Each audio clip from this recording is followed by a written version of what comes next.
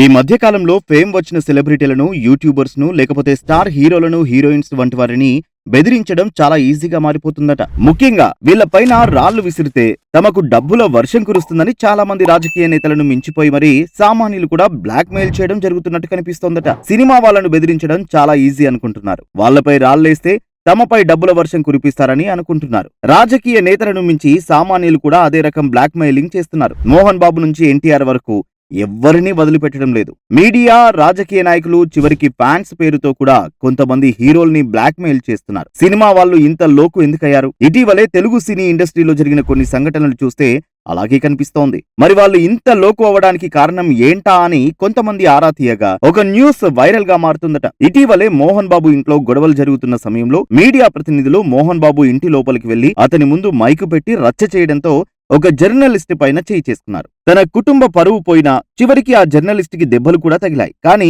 చివరికి మోహన్ బాబు కుటుంబ సభ్యులు ఆ జర్నలిస్ట్ వద్దకు వెళ్లి క్షమాపణలు కూడా చెప్పారు. అయితే అప్పటికే ఆ జర్నలిస్ట్ అటెంప్ట్ మర్డర్ కేసు కూడా మోహన్ బాబు మీద పెట్టడం జరిగింది. ఇక మరొక హీరో విషయానికి వస్తే అల్లు అర్జున్ ఇటీవల విడుదలైన పుష్ప 2 సినిమా గురించి ఎవరు మాట్లాడుకోవడం లేదు. కేవలం ఆయన పైన పోలీసుల తీరు, పోలీసుల పైన అల్లు అర్జున్ తీరు గురించే ఎక్కువగా చర్చించుకుంటున్నారు. అల్లు అర్జున్ సహాయం చేయలేదనేది ఇప్పుడు అంత చర్చగా జరుగుతోంది. అలాగే ఆ బాధిత కుటుంబాన్ని కూడా పరామర్శించలేదని, అల్లు అర్జున్ ఇమేజ్ ని దెబ్బతీశారంటూ ఇటీవల అల్లు అర్జున్ కూడా ఈ విషయం పైన మాట్లాడారు. కానీ తమని బాధిత కుటుంబం దగ్గరికి వెళ్లడానికి రూల్స్ చెబుతున్నారంటూ అల్లు అర్జున్ తెలిపారు. మరొక నటుడు జూనియర్ ఎన్టీఆర్ దేవర సినిమా రిలీజ్ సమయంలో ఒక అభిమాని దేవర సినిమా చూసి మరణిస్తానంటూ ఎమోషనల్ గా వీడియోని వైరల్ చేయడంతో చివరికి ఎన్టీఆర్ కూడా వీడియో కాల్ ద్వారా ఆ అభిమానికి ధైర్యం చెప్పి అభిమానుల ద్వారా 5 లక్షల రూపాయల సహాయం కూడా అందించారట. కానీ ఇటీవలే ఎన్టీఆర్ అభిమాని తల్లి తమ బిడ్డ బాధ్యత ఎన్టీఆర్ చూసుకుంటారని చెప్పారని, ఇంకా డబ్బులు ఇవ్వాలి అంటూ ప్రెస్ మీట్ పెట్టి చెప్పింది. ఇలా వీరే కాకుండా చాలా మంది సెలబ్రిటీలు అలుసవ్వడానికి ముఖ్యమైన కారణం పొలిటికల్ పరంగా కొంతమంది నేతలకు సపోర్ట్ చేయడం వల్ల,